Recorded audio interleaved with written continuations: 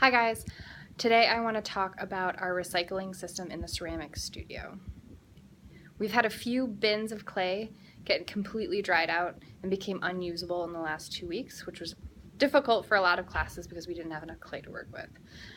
So we need to all be on the same page about how we're going to keep the clay wet and usable with our recycling system. Over here we have 3 different kinds of bins that'll be on these metal wire parts. The first bin is a dry clay bin.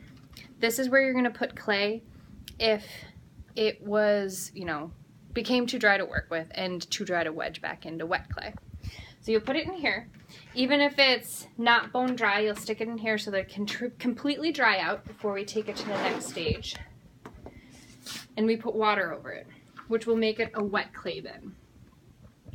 Once it's a wet clay bin, it's great slurry for you to use to soften up clay that you're wedging, but it's also going to be put on these plaster boards to dry out just enough so it becomes good consistency for you to throw with or build with it.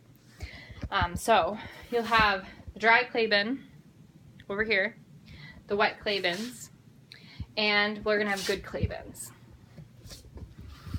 These could be mixed up in any different order. The dry clay bin might actually be in the kiln room, so it's getting a lot of heat next to a hot kiln. So it might not be in the exact place it is right now, but you could identify it from, does it look dry? Is there water over it? That means it's a wet clay bin. If it's dry clay bin.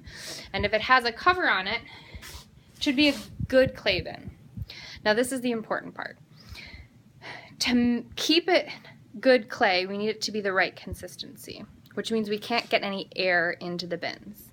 In the past, we've used plastic to cover up the clay. It hasn't been working as well. So now we're going to use a wet towel and cover the bins with the lids.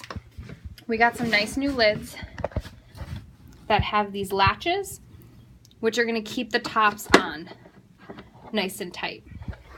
What's really important is that you do not overfill the bin so that the top can't be sealed on top. So you have to make sure when you put good clay in it, it doesn't go any higher than the top. You lift the bin up and there's going to be a wet towel in here. The wet towel is going to help keep some extra moisture in there so it doesn't dry out. And so you can lift the towel up and put the towel back down once you've gotten your clay out. Put the top on and make sure you seal it.